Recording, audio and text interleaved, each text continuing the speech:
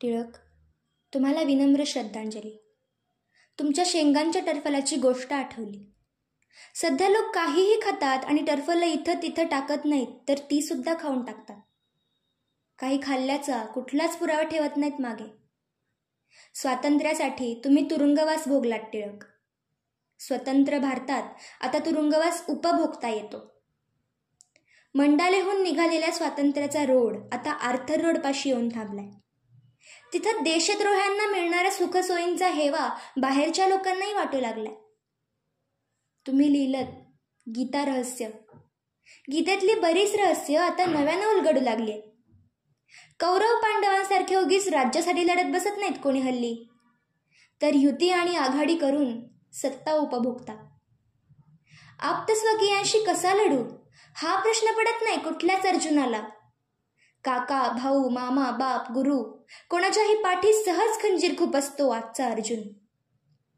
वस्त्रहरण तर काय नित्याचंच झालंय. पण कृष्णानं पाठवलेली वस्त्र कधीच पोचत नाहीत कुठल्याच द्रौपदीपर्यंत. टिळक, आता केसरी या शब्दाचा अर्थही कळत नाही कोणाला. गर्जना करणाऱ्या कुठल्याच सिंहाचा भरोसा उरला नाही. सांगता येत नाही कधी कोणाच्या ताटाखालचं मांजर बनून जाईल.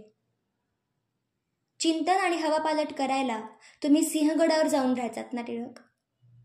तिथली हवा सुद्धा आता खूप पालटली आहे. गडाच्या पायथ्याशी आता रेव पार्ट्या चालतात.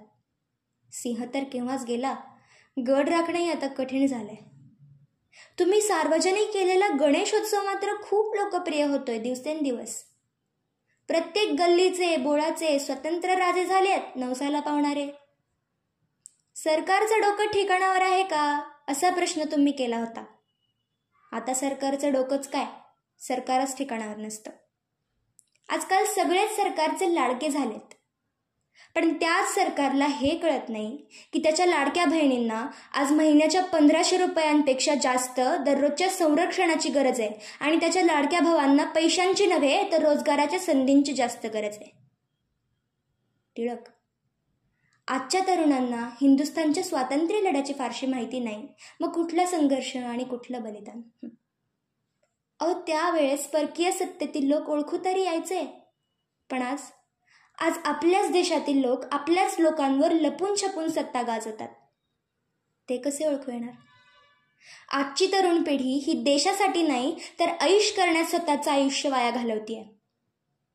इथं व्यसन करून दुसऱ्याचा जीव घ्यायलाही कमी पडत नाहीत लोक आणि त्याची शिक्षा म्हणून निबंध लिहायला सांगतात आमचे या काळातले देशरक्षक. आजचं हे जगच भ्रष्टाचारी आहे. एकीकडे भारताच्या मुली पिस्तूल क्वीन म्हणून जागतिक पातळीवर नाव कमावतायत, तर दुसरीकडे त्याच पिस्तूलचा स्वार्थासाठी गैरवापर करून पदवी घेण्याइतपतही मजल जाते आजच्या लोकांची. स्वातंत्र्य मिळवून दिलं आपण टिळक, पण त्या स्वातंत्र्याचा उपभोग कसा घ्यायचा हे समजावून सांगायला तुम्हाला पुन्हा एकदा या धर्तीवर यावं लागेल. आज तुमच्या पुण्यस्मरण दिनी आम्हा सर्वांकडून तुम्हाला मानाचा मुजरा.